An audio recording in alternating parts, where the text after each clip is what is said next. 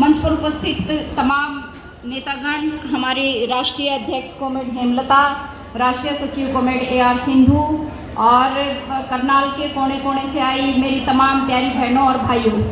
काफ़ी सारी बातें आपके बीच में हो चुकी हैं और वक्ताओं ने अलग अलग तरह से हमें बताया है कि ये जो समय है ये कितना चुनौतीपूर्ण समय है।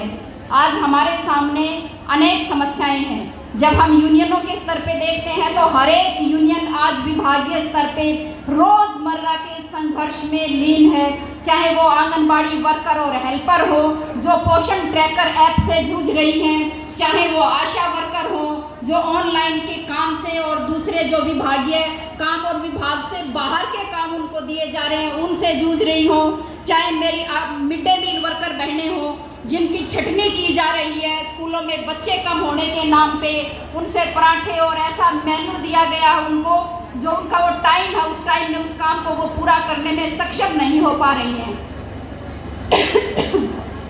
हमारे ग्रामीण सफाई कर्मचारी हैं जिनको सरकार बार बार वायदे करती है कि 27,000 न्यूनतम वेतन देंगे, लेकिन उनका लंबे संघर्षों के बावजूद भी वेतन नहीं बढ़ाया जा रहा है। हमारे चौकीदार और इन तमाम कैटेगरीज ने, चाहे हमारे ग्रामीण चौकीदार हो, ग्रामीण सफाई कर्मचारी हो, हमारे कंस्ट्रक्शन के मजदूर मिस्त्री हो, मजदूर हो, आंगनबाड़ी, आशा, मिड डे मील, तमाम कैटेगरी, हमारी फैक्ट्रियों के वर्कर आज तमाम जो है संघर्ष कर रहे हैं और हरियाणा में हमने संघर्षों की नई इबारत रखी है और इन्हीं सारे संघर्षों के जो पिछले 3 साल में हम सब ने किए हैं, जिनसे न केवल हमने खुद प्रेरणा पाई है बल्कि पूरे हरियाणा के कर्मचारी आंदोलन में भी, तमाम अन्य आंदोलनों ने और देश के स्तर पे भी तमाम लोगों ने प्रेरणा पाई है कि आंदोलन जो है इस तरह से भी लड़े जा सकते हैं। हम ऐसे शानदार आंदोलन करके अपना CITU का 15वां राज्य सम्मेलन करने के लिए यहाँ पे उपस्थित हुए हैं।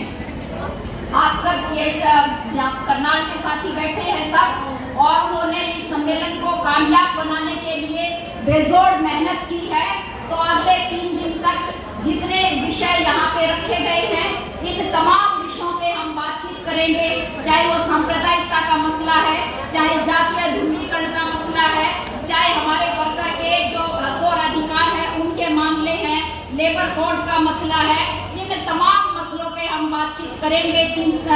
साल का पूरी समीक्षा करते हुए और आगे आंदोलनों की रणनीति बनाएंगे। कोई लंबी चौड़ी बात किए बिना केवल ये आह्वान है कि हम जो है आज समय की जरूरत है कि जो हमने प्रैक्टिस की है संघर्षों की हरियाणा के अंदर, हम इन संघर्षों को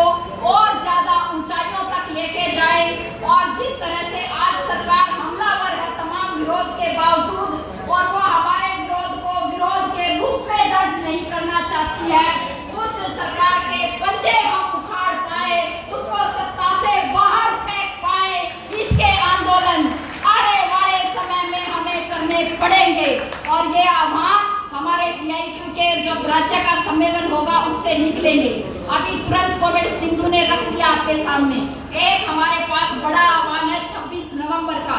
वही 26 नवंबर जिस दिन किसान दिल्ली के लिए निकले थे अपने 3 कृषि कानूनों को खत्म करवाने के लिए, वही 26 नवंबर जब 4 लेबर कोड को खत्म करवाने के लिए देश का पूरा मजदूर जो है वर्ग वो सड़कों पे उतरा था और उन्होंने कहा था कि नहीं चाहिए ये काले कानून, इनको वापस लो। वो 26 नवंबर सालगिरह है हमारी और इस सालगिरह को हम अपनी पूरे ज्यादा ताकत के साथ, ज्यादा संघर्ष के साथ, ज्यादा एकजुटता के साथ मनाएंगे और हम अपने नीचे के स्तर पे, गांव के स्तर पे कोशिश करें, जहां पे किसान सभा नहीं है वहां पे हम किसानों से बात करें, हमारे CITU के तमाम कर्मचारी किसानों से बात करें और जहां पे किसान होंगे वो संगठन भी ये कोशिश करेगा और हम गांव के स्तर पे मिल बैठ के योजना बनाएं और जो नारा आपा लगाते हैं किसान मजदूर एकता जिंदाबाद, इसको हम जो है हकीकत में उतार पाए, इसको हम जमीनी स्तर पे उतार पाए। आने वाले समय में ये काम हम करेंगे। इसी आह्वान के साथ आप तमाम साथी जो आए हैं करनाल के, हमारे तमाम साथी, उनका बहुत बहुत धन्यवाद। हमारे सर्व कर्मचारी संघ के अनेक यूनियनों के हमारे राज्य स्तरीय नेता यहाँ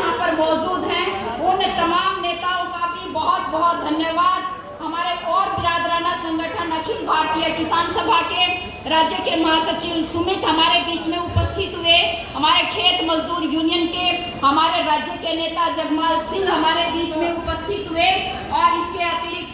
रिटायर्ड कर्मचारी संघ उनके भी हमारे राज्य के प्रधान और महासचिव दोनों विशेष रूप से इस सभा के अंदर उपस्थित हुए। मैं उन तमाम और उसके अतिरिक्त भी जितने मेहमान हमारे बीच में यहाँ पर आए उन तमाम का हार्दिक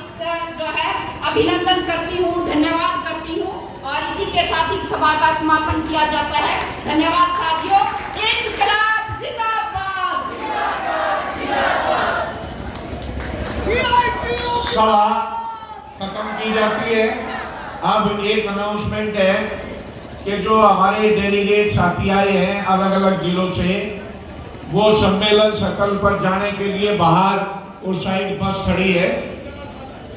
जिनके पास साधन नहीं है, जिस डेलीगेट अपनी सवारी लेके आए हैं वो सवारी से जा सकते हैं, लेकिन जिनके पास साधन नहीं है, जो ट्रेन से आए बस से आए, वो डेलीगेट साथी सामने पार्क में पीछे पार्किंग में बस खड़ी है, वो वहाँ पहुँचे साथी। सभी का धन्यवाद।